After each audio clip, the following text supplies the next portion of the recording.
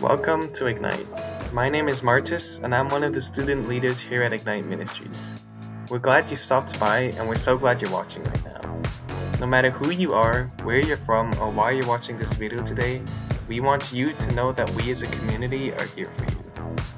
Now, Ignite is really exciting, so if this is your first time with us, we're so glad you're here, and we'd love to hear from you. Email us or post a comment below telling us which country you're watching from. Let us connect to serve you. Now we're on the third week of our Life Hack series. We've talked about identity and emotions. Today we're going to look at friends and family. If you missed the first two of the series, you can click on the upper right hand corner of the screen to get the links. But before we start, we're going to start a timer so you can go for a quick break and grab your Bible, notepad, and stationery. And that timer starts now. Up next, a lonely outsider, a language barrier, and a heartwarming reminder that no matter who you are, sometimes all you need is a friend.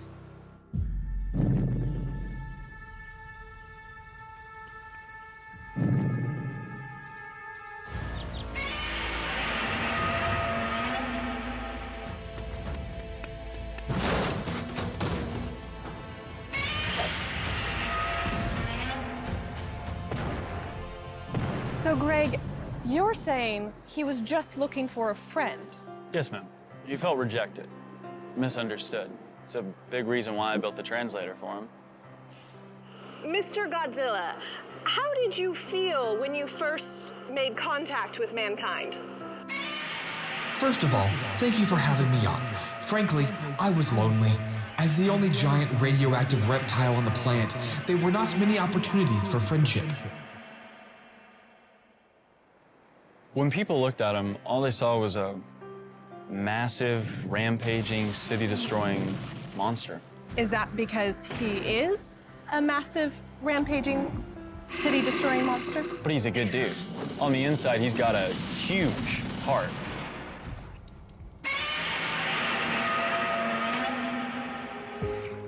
When I met Godzilla, he had just destroyed my entire school. I liked him immediately.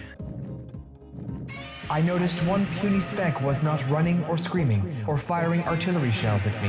I was really quite moved. I took the time to listen, to learn his language. I now speak Shriek fluently.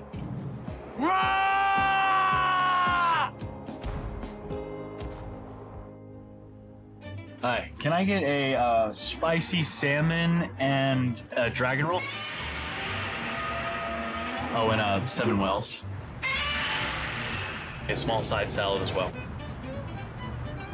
We've been tied ever since, you know? He's got my back, I've got his. I really look up to him. T-Rex. Dragon. Loch Ness Monster. 2 words. Two words. 2 words. What is this? What is this? That's a dab. That's the worst dab I've ever 2 seen. words. Greg has been like a big brother to me. A really, really tiny, almost microscopic big brother. And even though I do have boogers in my nose right now that are bigger than him, he has had an enormous impact on my life. Yeah, I mean, we're homies for life. Right, big fella? My brother from another mother. Is that safe? Oh, he's very gentle. Greg? Are you okay, buddy? Greg? And here is Jim with Life Hack 3, Family and Friends.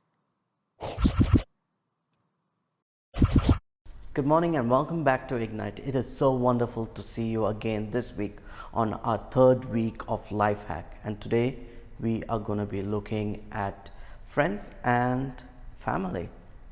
So when I think about all the people I know, there are two groups of people who have made the biggest impact on my life: friends and my family.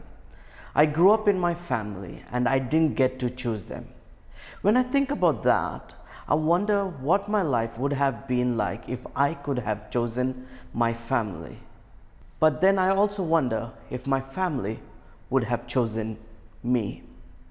When it comes to my friends, I picked them or they picked me, and they have changed as I went through life.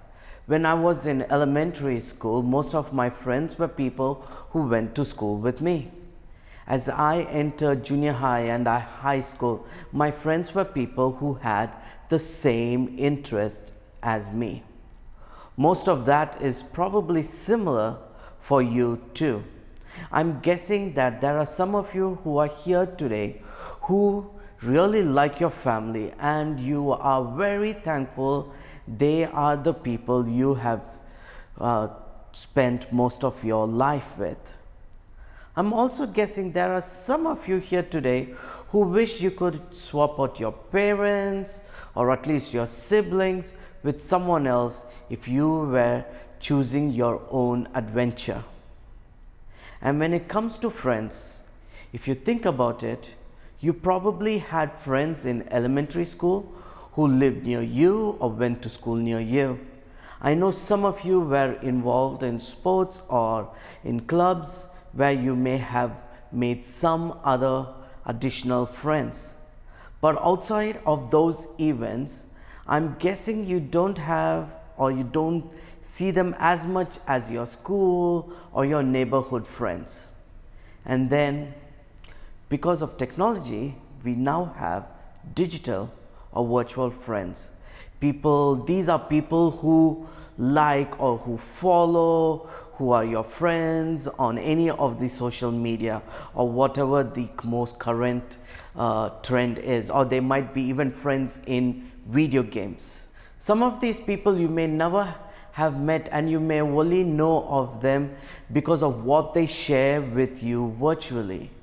But today, I want to focus on the people we know and we spend time with throughout our week, that is our friends and our family. Why? Well, from what I have experienced in my life and then what I've seen in some of yours, these relationships are not perfect by any means. Now, if you've seen the movie Toy Story, you would know that Woody and Buzz have problems, frustrations, and arguments in what should be the great, fun friendship of two toys that have come in life. So, if Woody and Buzz seems to be having issues, you can very much be sure that you and me, we both have issues with our family and especially with our friends. Now let me give you a few examples to see if you can see what I mean. When it comes to family, do you ever have to wait longer than is comfortable or reasonable to use the bathroom? Or do you find that when you go to the kitchen table and you open that box of food, it's usually empty or somebody else has used it up?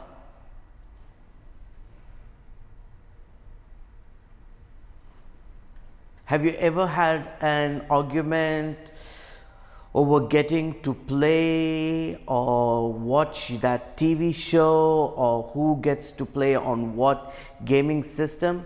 Do you ever get frustrated that someone else picks the best seat in the car?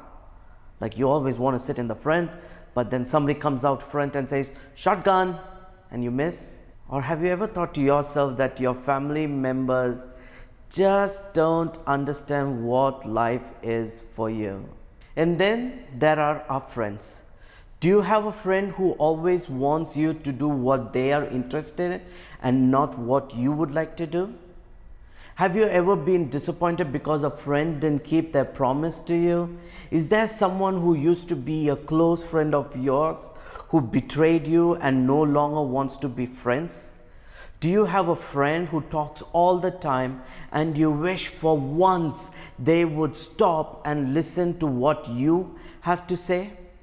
When it comes to sharing, do you have a friend who wants to borrow your stuff but isn't willing to let you borrow theirs? If you answered yes to any of these questions about family or friends, then like me, you could use some help with those relationships. Like it or not, they are part of life and we need to figure out how to make those relationships better and healthier. Thankfully, we find some help in the Bible. Now, open up your Bible and find the book of Philippians. Now, this was a letter written by one of Jesus' earliest followers named Paul. He was writing to a church in the city of Philippi, hence the name of the book. It's short, but it is packed with such great instructions. Paul not only wrote this for that church, but for it to be passed around to help other Christians like you and me deal with similar issues. In chapter 2, Paul compares the attitudes of Jesus with us. This advice for how to treat others in church has a direct connection with how we deal with our family and friends. Let's look at a few verses. Philippians 2, 3-5. Don't be selfish. Don't try to impress others. Be humble, thinking of others as better than yourselves. Don't look out only for your own interest, but take an interest in others too. You must have the same attitude that Christ Jesus had.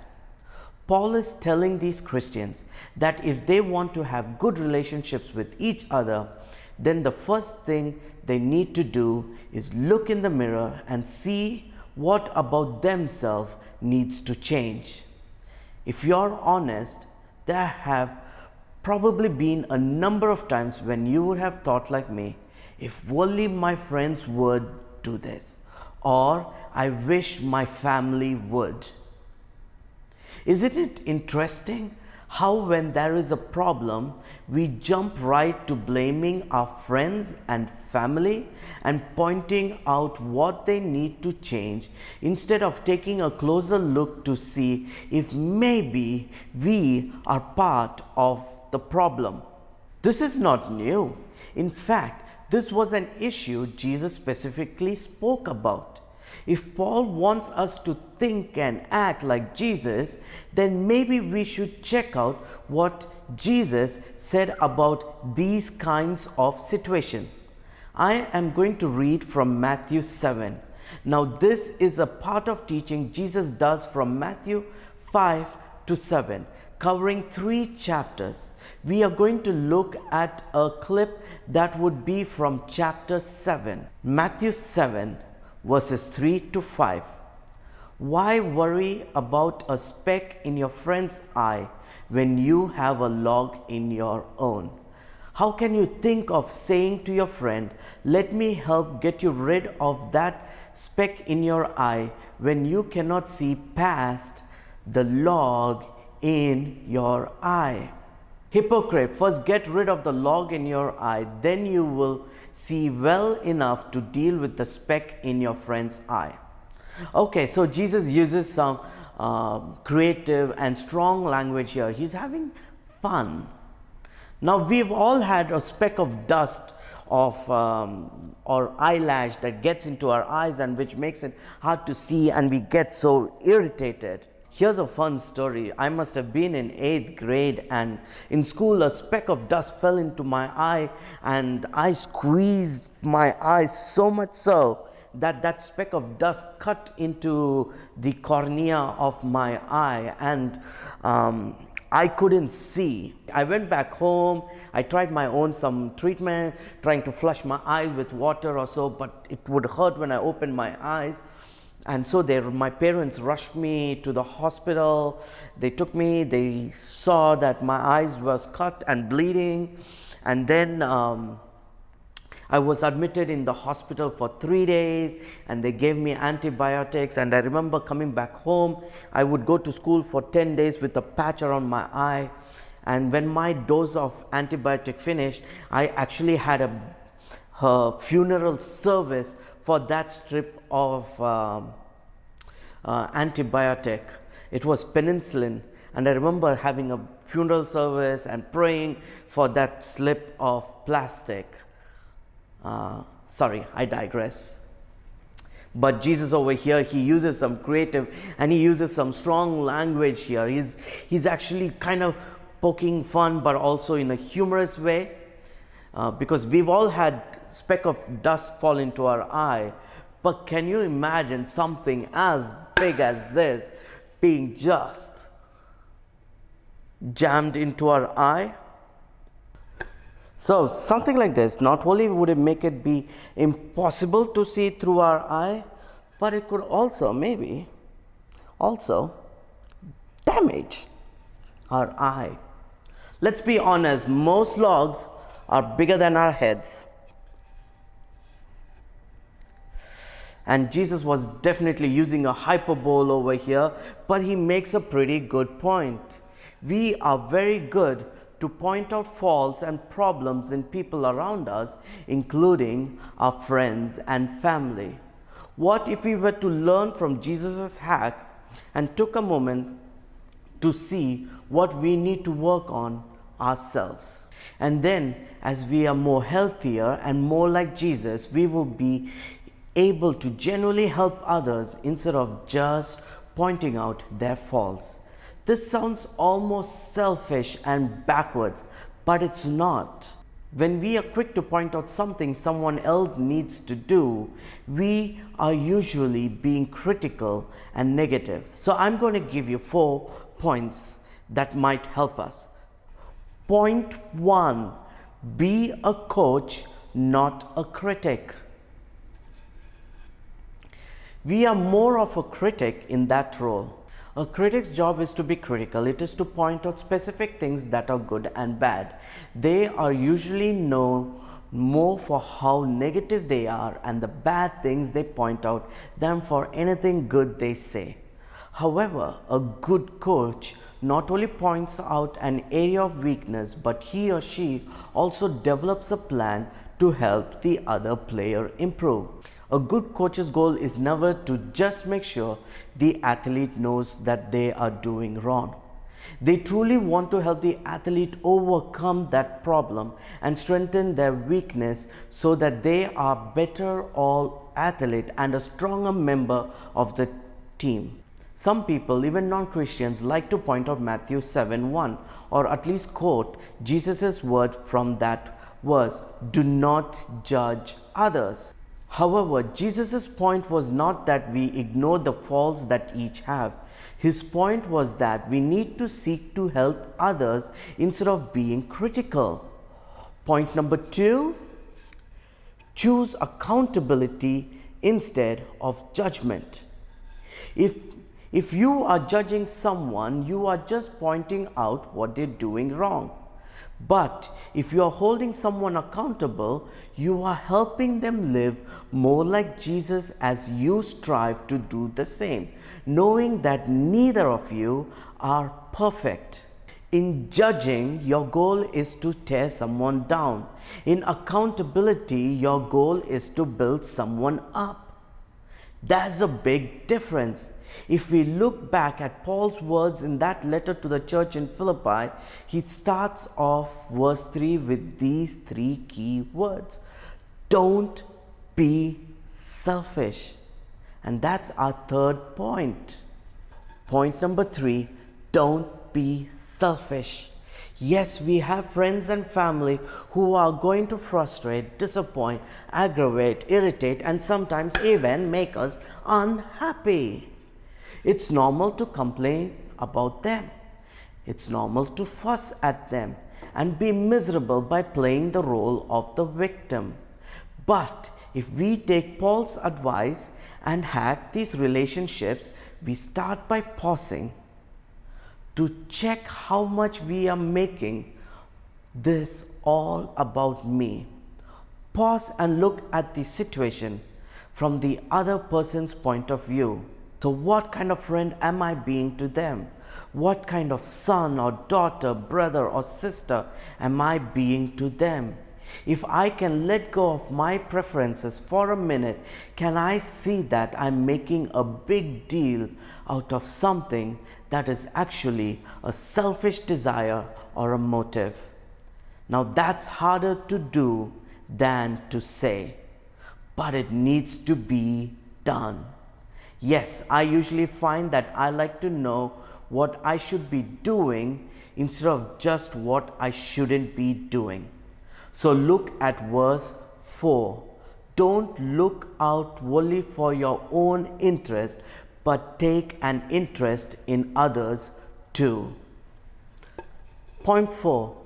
Be genuinely interested in others.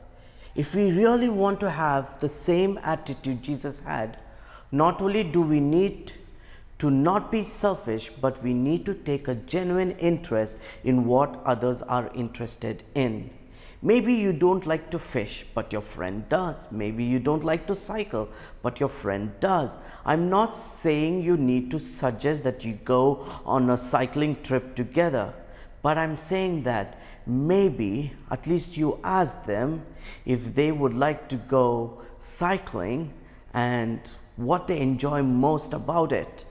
Or maybe you are really into your instrument or singing, but you find that your friend is a major athlete. Maybe you ask them to teach you a move or two, or to help them with the sport they enjoy the most. Yes, it might end up being really funny, but friendships are just that. They are really fun. And friendship should have a ton of laughter and great memories. When it comes to your family, you probably already know your chores that your family members do not like to do. What if you were to humble yourself one day? Maybe you humble in yourself enough to do one of their chores for them so that they could spend time doing something they actually enjoy doing. Or instead of just telling a story about what happened in your day to your parents, what if you asked them about their day? Or even better, ask them to share with you a story about them and one of their friends from when they were back in school. As a bonus, you should ask them if they can show you some pictures of them when they were your age. Maybe you have a brother or a sister who is into a book series and you offer to read it to them, or to read separately but sit down and you talk about it. Or maybe your sibling likes to play a sport. Maybe you could take time to play with your sibling. These 4 instructions will hack your relationships with your family and friends and change them for the better. Just imagine what your week could look like if you followed 1 or 2 of these, much less all 4. Let's dig into that some more as we head off into our small groups. And as you go, think about this question.